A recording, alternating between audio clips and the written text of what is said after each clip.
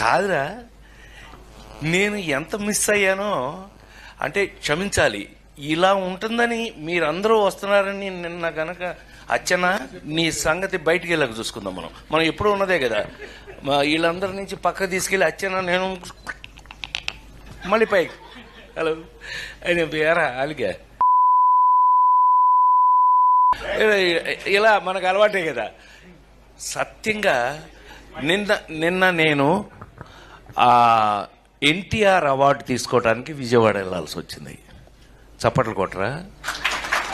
బుద్ధుందా లేదా నాకు? ఎన్టీఆర్ అవార్డు అని చప్పట్లు కొట్టరా? ఏంటి బ్రెయిన్ పోయిందా అందరికి? చెప్పి కొట్టించుకోవడం ఏంటన్నయ్య? దానికి కొట్టకపోతే నీకు సిగ్గులేనట్లు లెక్క.